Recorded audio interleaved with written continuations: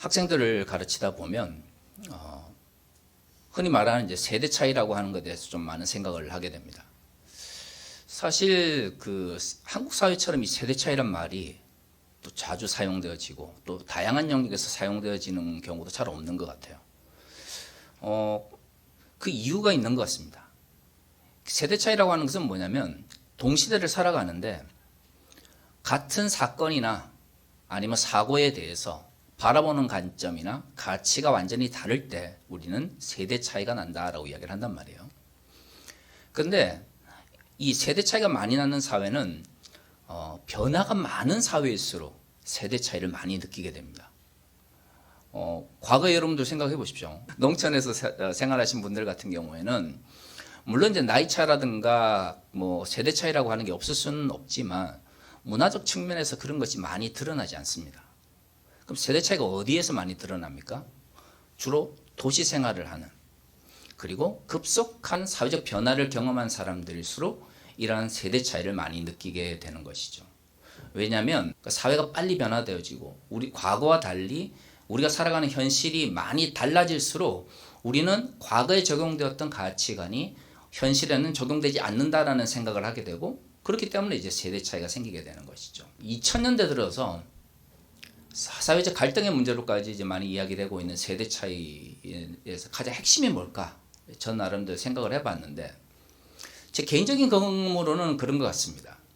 지금 한국 사회가 겪고 있는 세대 차이의 가장 중요한 가치는 공적인 것과 사적인 것, 사회적인 것과 개인적인 것에 대해서 가치를 두는 그런 가치 체계의 차이가 가장 큰 것 같아요.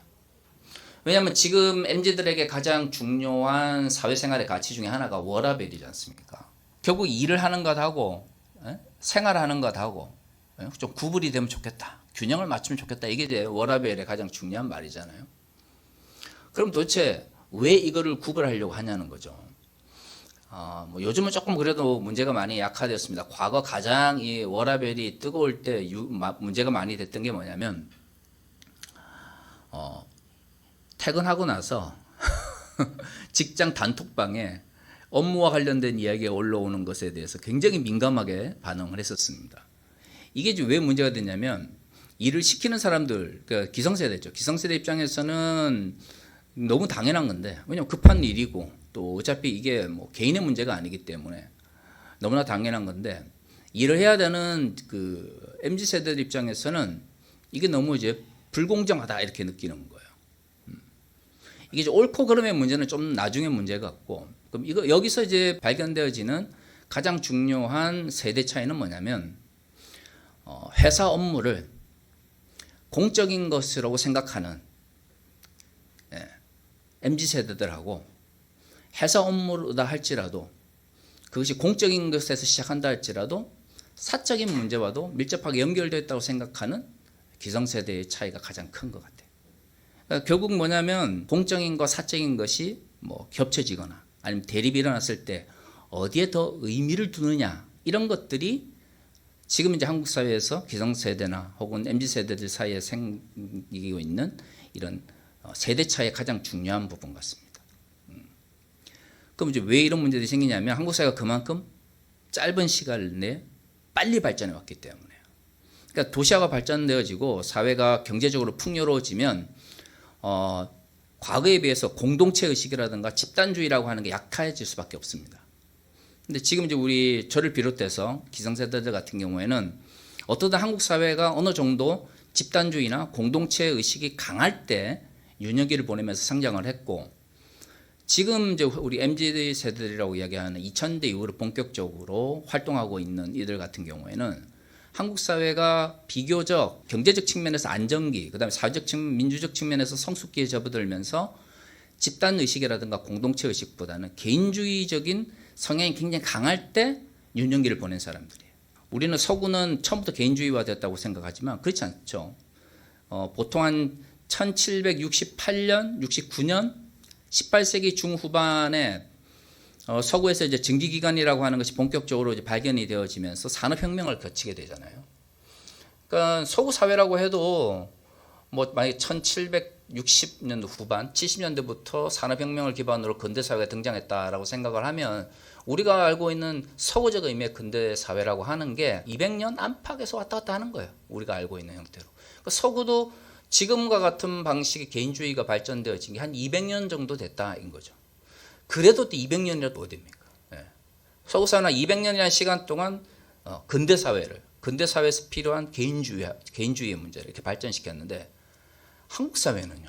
한국 사회에서 예를 들어 뭐 민주화라고 하는 건 1987년 체제, 87년 체제가 등장하면서 민주화에 대해서 이야기를 하기 시작했고 경제개발이라고 하는 건 이제 60년대 후반부터 하지 않습니까? 본격적으로 산업화에 대한 이야기를 했다 할지라도 지금처럼 한국 사회가 이런 거의 지금 이제 GDP만 보면 한 15위 이렇게 하는데 이 정도 올라오기까지 한국 사회는 한 50년에서 60년 정도밖에 걸리지 않은 거예요. 그러니까 서구는 한 200 몇십 년 동안 산업혁명과 민주주의라고 하는 것을 발전을 시켜왔는데 우리는 서구 사회가 이루어놓은 것을 만약 한 50년, 60년 하면 한 4분의 1? 4분의 1 만에 지금 이 사회를 이룬 거죠. 그러면 60년 동안 한국 사회가 소위 말하는 경제적인 어떤 어려움 속에서 지금의 어떤 풍요로움을 넘어왔다 그러면 그 사이에 이 풍요를 이루는 기성세대가 겪었던 사회적 인식의 변화뿐만 아니라 우리의 자녀들이나 MZ세대들이 성장하면서 그들이 겪었던 사회적 변화도 우리가 생각한 것보다 훨씬 더 빠르다는 거예요. 그러니까 그들이 느끼는 공적인 것, 사적인 것하고 또 기성세대가 느끼는 공적인 것과 사적인 것 사이에 차이가 많아요. 그리고 공적인 것과 사적인 것에 가치를 두는 것도 다르고. 저는 이제 이것도 교회도 마찬가지로 생각을 합니다. 교회도. 제가 이제 전도사 생활을 할 때는 뭐 물론 이제 뭐 파트타임 사역을 하고 하지만 교회에서 뭐 사역한다 그러면 무조건 다 갔습니다.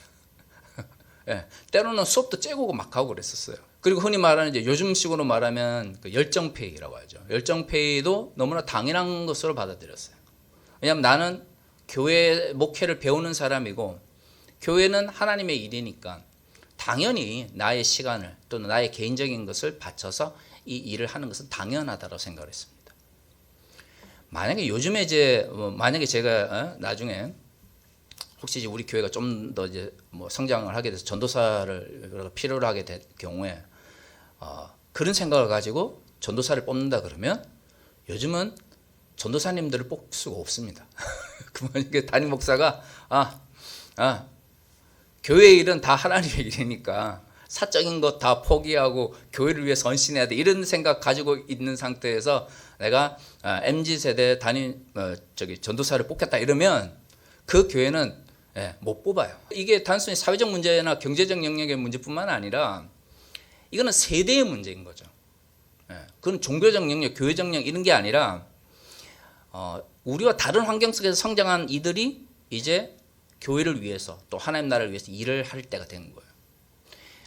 과거에는 어떻게 그럴 수 있냐라고 하는 이야기들이 많았습니다. 근데 또 뒤집어 말하면 우리 윗세대들의 신앙의 방식을 그대로 답습할 수 없지 않습니까? 그죠?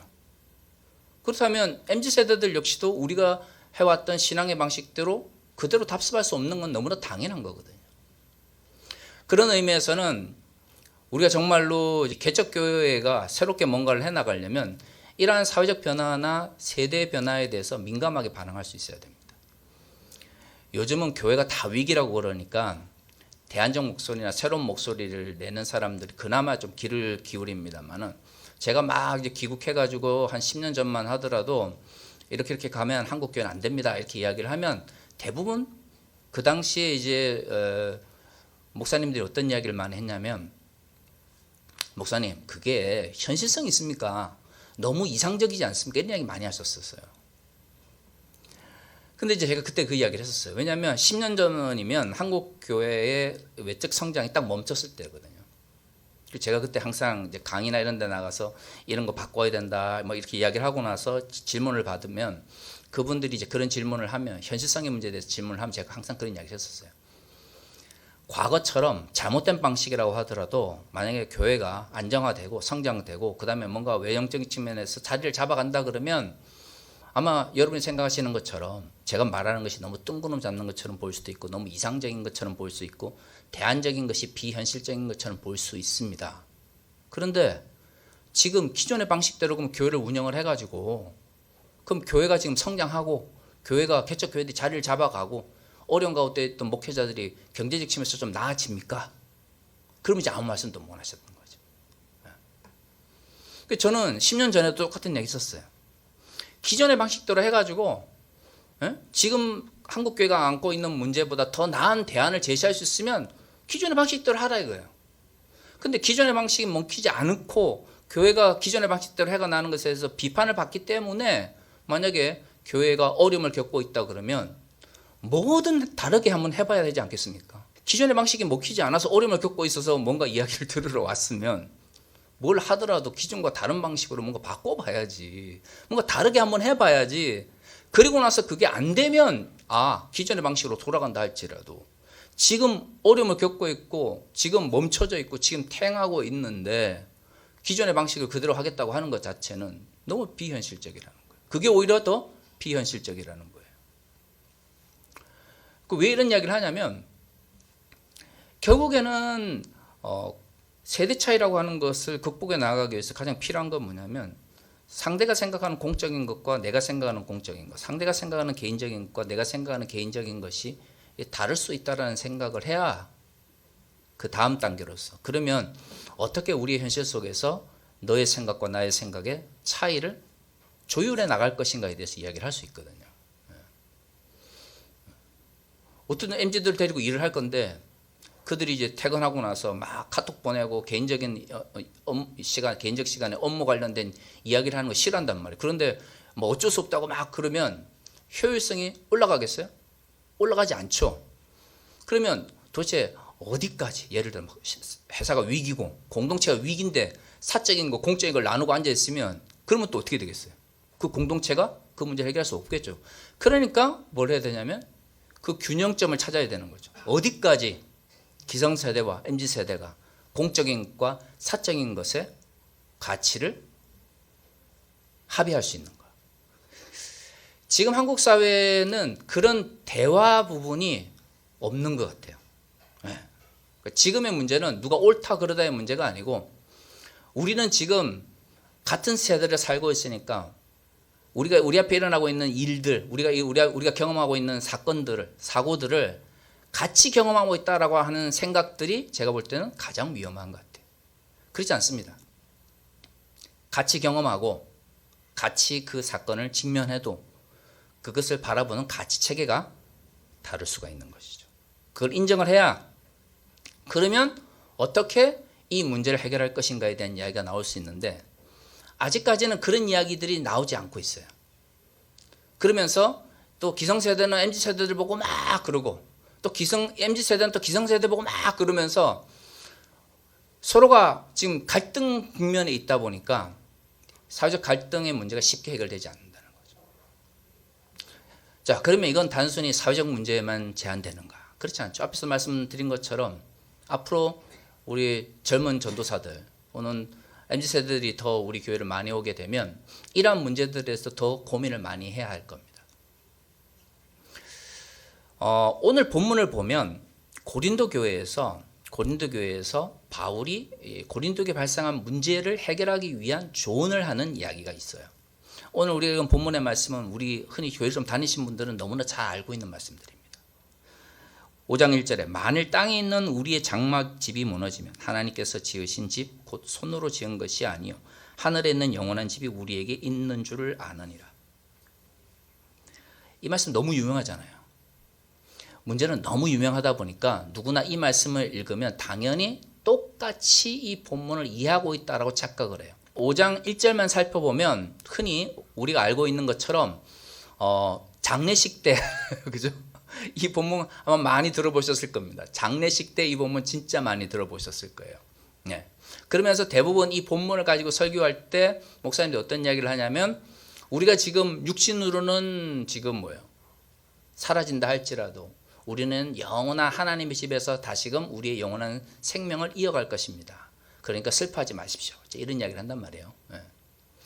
물론 고난을 겪고 있는 분들에게 그런 이야기를 하는 건 좋은데 문제는 뭐냐면 이 본문이 그럼 정말로 우리가 지금 살아가면서 육신은 죽지만 우리의 영은 하나님 나라에서 다시 살아나 기쁨을 누린다라고 하는 그런 죽음과 관련된 죽음에 관한 이야기냐는 거예요. 이 본문 자체만 보면 죽음과 관련된 이야기인 것처럼 보입니다. 근데 여러분 나중에 이제 이 본문을 집에 가서 다시 한번 읽어보시면 알겠죠. 이 본문 앞에 어떤 이야기가 있냐면 겉사람과 속사람에 대한 이야기가 있어요. 그럼 이제 사도 바울이 고린도 교회에다가 고린도 후서를 쓰면서 왜 겉사람과 속사람에 대한 이야기를 할까요? 겉사람이라고 하는 것은 사람들이 눈에 볼 때 멋있고 화려하고 이뻐 보이는, 그래서 누구나 가지고 싶어하고 따라가고 싶어하는 욕망을 가지게 하는 세속적 가치를 의미하는 것이고, 속사람은 비록 껍데기는 그리고 외형적으로는 화려하지 않다 할지라도 우리의 마음속에서 복음의 가치가 날마다 새롭게 일어나는 현상을 속사람으로 이야기를 한 거예요. 이걸 조금 더 확장을 하면 사도들의 어떤 추천서를 받아봐가지고 자신이 사도로부터 유명한 사도로부터 교육을 받았고 자신이 유명한 랍비로부터 제대로 교육을 받은, 즉 당시 문화적 상황 속에서 뭔가 내세울 것이 있는 것처럼 이야기를 하면서 바울의 가르침이 잘못되었다라고 이야기했던 거짓 선지자들 혹은 거짓 선생님들에 대한 또 다른 표현을 겉사람으로, 그 다음에 참된 복음의 가치를 속사람으로 이렇게 표현을 한 거예요. 그리고 그 이야기가 끝나자마자 오늘 본문이 있어요. 그러니까 1차적으로 여기서 말하는 장막집이라고 하는 것은 우리가 흔히 이야기하는 것처럼 육신을 의미하는 게 맞습니다. 유대인들에게 있어서 장막이라고 하는 것은 항상 거주하는 공간이 아니죠. 특정한 절기에 그곳에 있다가 절기가 끝나면 다시 어디로 갈까요? 자신의 집으로 돌아가는 것입니다. 그러니까 장막이라고 하는 것은 영원히 거주하는 곳이 아니라 일시적인 목적을 위해서, 특히 종교적 목적을 위해서 거주하는 곳이죠. 그러니까 여기서 이제 바울이 장막의 집, 장막집이라는 말을 통해서 우리의 삶을 표현했을 때는 육신이라고 하는 것은 우리의 영혼이 거하는 것이 아니라 일시적으로 거하는 것이다. 그렇기 때문에 장막집이 무너지면 우리가 영원한 집으로 다시 돌아가는 것처럼 우리의 집은 어디에 있는 것이다. 우리의 영원한 집은 어디에 있다고요? 하늘에 있다라는 의미를 하는 거예요. 2절에서는 이것의 명확한 의미를 드러내줘요. 참으로 우리가 여기 있어 탄식하며 하늘로부터 오는 우리 처소로 덧입기를 간절히 사모하노라. 육신의 집으로 상징되어지는 장막집이 있고 영의 집으로 상징되어지는 영원한 집이 있다라고 하는 것은 맞는 말인데, 그러면 과거 우리 한국 교회가 이야기한 것처럼 영육 이원론, 영적인 것은 귀하고 육신적인 것은 가치가 없다 라든가 하여튼 다양한 형태의 이원론적 가치가 여기서 이야기를 하는 거냐? 그게 아니라는 거죠. 2절에서 뭘 이야기하고 있죠? 그래서요, 우리의 육신으로 대표되어지는 장막집은 무너지는 것이고 그건 우리에게 영원한 것이 아니에요. 그래서 우리는 이 장막의 집이 무너지고 또는 육신의 집이 약해지는 것을 경험하는 사람들이에요. 그럼에도 불구하고 우리의 속사람이 왜 새로워지냐면 우리의 집이 어디에 있기 때문에, 영원한 집이 하늘에 있음을 알고 있기 때문에. 그러면 우리는 그냥 여기서 죽기를 바라거나 아니면 우리의 육신의 집이 무너지기를 바라는 사람이냐? 그게 아니라는 거죠. 2절을 보면 뭘 이야기하고 있어요? 하늘의 집을 우리가 기대하는 이유는 그것이 죽어서 가는 혹은 우리의 육신 상태로서는 도달할 수 없는 것이 아니라 그것이 있고 그것이 우리에게 어떻게 하기를 원해요? 덧입기를. 덧입는다는 게 뭐예요?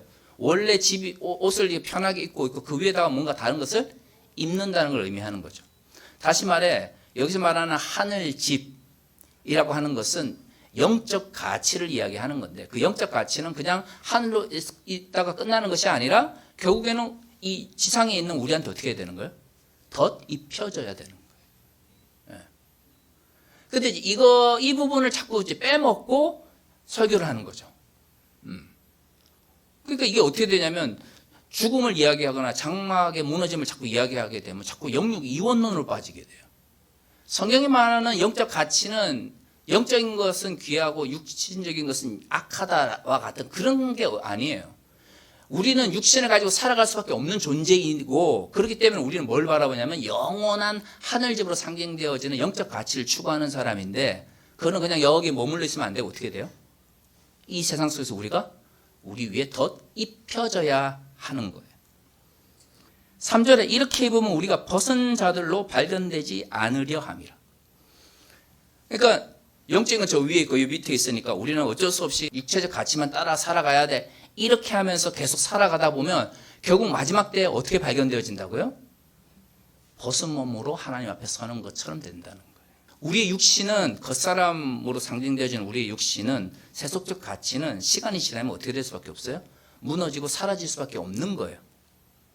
그런데 그것에 집착을 해가지고 만약에 우리가 거기에 의미를 두고 그것에 삶의 가치를 둔다 그러면 우리의 삶이 뭐와 함께 사라지는 거죠? 장막집처럼 사라져 버리는 거죠. 그럼 나중에 하나님 앞에 우리가 섰을 때 우리의 본질적 가치를 어디서 찾겠습니까? 찾을 수 없다라는 말이에요.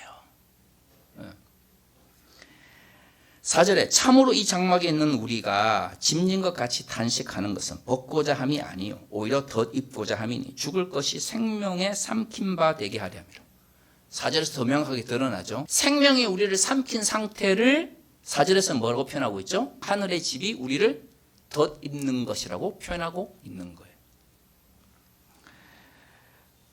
5절에 곧 이것을 우리에게 이루게 하시고 보증으로 성령을 우리에게 주신 이는 하나님이시라. 그럼 왜 우리가 어떻게 육신을 가지고 있는데 하늘의 가치를 추구할 수 있나요? 그러니까 우리 힘으로는 안 되는 거죠. 우리 힘으로는 그저 뭐 장막집이 무너질 때까지 기다리고 우리 힘으로는 하늘의 가치가 저 위에 있는데 우리가 도달할 수가 없어요. 그러니까 항상 한딱하면서 우리는 왜 저 가치를 도달하지 못할까라고 하는데, 근데 우리가 왜 그것이 하늘에 있는 것이 아니라 우리의 현실 속에서 덧입을 수 있을까요? 성령께서 어떻게 하시는 거죠? 하늘의 가치죠. 영적 가치를 육신을 가지고 있는 우리에게 어떻게 해요? 덧입게 해 주시기 때문에. 그러니까 5절을 보면 명확하게 드러나는 거죠. 영적인 것과 육체적인 것이라고 하는 가치의 차이는 분명히 있어요. 영적인 것은 하나님의 뜻이 완전히 이루어진 하늘에서의 가치인 것이고, 육신의 가치는 장막의 집으로 이어지는 육신적 가치, 즉 우리가 살아가는 이 세상 속의 가치를 이야기해요. 이 두 개는 다릅니다. 그런데 그리스도인들은 더 이상 이제 저 위의 가치가 이제는 우리가 육신을 가지고 있으니 영원히 이루어지지 않겠지라고 한탄만 하는 사람들이 아니라는 거죠. 왜요? 성령께서 그 영적 가치가 우리의 육신적 삶을 통해서 어떻게 해요? 표현되어지도록 보증해 주시는 분이기 때문에. 그래서 6절에는 이걸 더 명확하게 합니다. 그러므로 우리가 항상 담대하여 몸으로 있을 때에는 주와 따로 있는 줄을 아노니. 보세요. 몸에 있을 때는 주와 따로 있어요. 지금 우리 세상 사람 속 우리 육체를 가지고 있잖아요. 그러니까 여기서 말하는 몸으로 있는다라고 하는 것은 육신을 가지고 있다, 생명이 있다라는 의미가 아니라, 몸으로 있다라고 하는 건 뭐예요? 하나님 나라의 가치가 아니라 세속적 가치를 따라서 살아갈 때 누구와 함께 있지 않아요? 주와 따로 있는 것. 그러니까 여기서 말하는 장막집, 육신적인 것, 이런 것들은 다 우리가 살아가는 세속적 가치를 의미하는 것이고, 하늘집, 영원한 집, 성령을 통해서 우리에게 보증되어진 것은 아버지께서 우리에게 원하시는 하나님 나라의 가치를 의미하는 것이라는 걸 알 수가 있죠. 7절에는 이것을 어떻게 표현하냐면, 이는 우리가 믿음으로 행하고 보는 것으로 행하지 아니함이로다. 그래서 딱 구분해 주죠. 하나님 나라 가치, 하늘 가치는 뭘 통해서 행하는 것? 믿음을 통해서 지금 현실 속에서 행하는 것. 그 반대의 것, 장막집, 육신의 가치, 이런 것은 뭘로 표현돼요? 눈으로 보는 것을 가지고 이 땅에서 행하는 것. 오늘 본문에서 말하고 있는 장막집, 그 다음에 영원한 하늘집을 대립시킨 이유는 우리가 현실 속에서 이 현실을 회피하라라고 이야기한 게 아니죠. 궁극적으로는 뭐예요? 하나님 말씀대로 살아가야 되는데, 그 살아가는 두 가지 방식이 있어요. 하나는 믿음으로 행하면서 살아가는 방식이고, 또 다른 하나는 7절에서 보는 것, 당장 직관적으로 보이는 가치 혹은 이해관계에 따라서 행동하는 것을 오늘 장막집, 영원한 하늘집, 육신적인 것, 영적인 것, 성령께서 보증해 주신 것과 예수 그리스도와 따로 있는 삶, 이런 식으로 구분해가지고 이야기를 하고 있는 거죠. 그러니까 사실 5장 1절에서 장막집은 결국 뭐에 따라서 살아가는 삶을 이야기하는 거예요. 보이는 대로, 보이는 가치에 따라서 행동하며 살아가는 삶을 장막집이라고 표현한 거고, 믿음으로 살아가는 것, 즉 눈에 보이진 않지만 믿음의 가치를 가지고 이 땅 위에서 실천하면서 살아가는 삶을 영원한 하늘집이라고 상징적으로 표현을 한 거예요. 그러면 결국 왜 사람들이 눈에 보이는 대로 하겠습니까? 결국에는 눈에 보이는 가치에 집착하기 때문이죠. 그러니까 오늘 본문은 양극단에 대해서 이야기를 하고 있어요. 장막집에 대해서 너무 부정적으로 과거처럼 이야기를 하게 되면 우리가 현실 속에서 믿음 안에서 믿음으로 실천하며 살아가야 되는 부분을 자꾸 어떻게 해요? 회피하게 돼요. 그러니까 현실을 자꾸 도피하려고 하게 되는 거죠. 신앙이 과거에 신앙이 좋으면 좋을수록 이상하게 현실을 자꾸 도피하려고 했던 분들이 계셨잖아요. 그게 엄밀히 말하면 장막집과 영원한 하늘집의 가치가 혼돈되어 있기 때문이에요. 성경은 영적 가치와 육신의 가치를 구분하고 영원한 하늘집으로 대표되어지는 하나님 나라의 가치를 강조하고 장막집으로 대표되는 육신의 가치에 대해서 비판적으로 이야기를 하지만 그렇다고 해서 현실을 도피하라고 우리에게 이 말씀을 주신 게 아니에요. 우리는 결국 이 현실 속에서 뭐에 따라서 믿음에 따라서 살아가야 될 의무를 가지고 있는 사람들인 거죠. 그런데 살아가다 보니까 우리가 원하는 대로 돼야 안 돼요. 잘 안 되는 거야. 왜냐면 우리가 이루어야 될 가치는 하늘의 영원한 집에서 이루어지는 가치인데 우리는 지금 장막집으로 대표적인 육신을 가지고 있으니까 하나님 말씀대로 살려고 하면 할수록 어떻게 되는 거죠? 자꾸 절망하거나 실패하는 경험을 하게 되는 거예요. 그러니까 우리는 한탄하게 되는 거예요. 육신을 가진 상태에서. 하지만 그럼에도 불구하고 우리가 끊임없이 그 한탄 속에서 앞으로 나가야 되는 이유는 뭐예요? 성령께서 우리와 함께 하시기 때문이죠. 그러니까 진짜로 성령을 믿는 사람은 난 내가 아무것도 안 하고 하나님께서 다 이루어 주시겠지 이렇게 생각하는 사람은 성령을 믿는 사람이 아니에요. 성령께서는 하늘의 영원한 집의 가치를 육신을 가지고 있는 우리의 삶 가운데서 실현할 수 있도록 보증해 주시는 분인 거죠. 그럼 보증이라고 하는 게 뭡니까? 그냥 가만히 있으면 보증이 되나요? 아니죠. 뭔가 물건을 사용하고 부서지고 깨어지고 나서도 그것을 고쳐주는 경험을 해야만 보증이라고 하는 말이 우리의 삶 가운데서 적용이 될 수가 있는 것이죠. 과거에는 너무 일방적으로 교회의 가치를 강조하려고 하다 보니까 세상의 악함만을 이야기하면서 자꾸 세상으로 도피하도록 만들었어요. 그런데 세상에 대해서 지나치게 악마하고 세상의 도피를 정당화하다 보니까 정말 웃긴 게 뭐냐면 현실 도피가 한편으로서는 뭐에 대한 집착으로 이어지냐면 기복에 대한 집착으로 이어지는 이상한 현상이 한국교회에서 동시에 일어나게 되는 거예요. 막 영적인 걸 강조하고 세상은 무의미하다고 현실 도피를 막 강조할수록 다른 한편에서는 왜곡된 욕망 속에서 기복이 뭐예요? 신앙의 가치보다 더 우위에서는 이중적 현상이 우리 가운데 나타나게 된 거죠.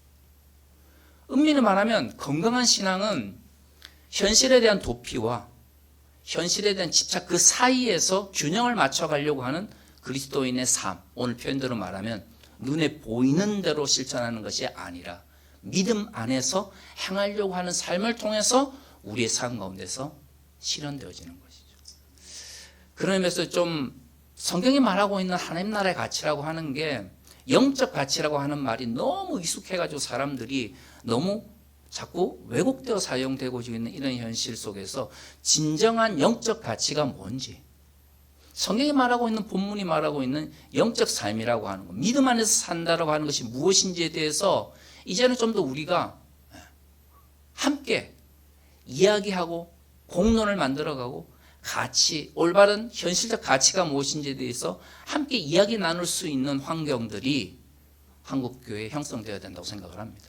그래야만 특정 세대가 만들어낸 일방적인 신앙의 가치가 아니라 함께 공유할 수 있는 신앙의 가치를 통해서 공동체가 세대 차이를 극복하고 하나님 나라의 가치를 향하여 함께 나아갈 수 있기 때문입니다. 다시 하겠습니다.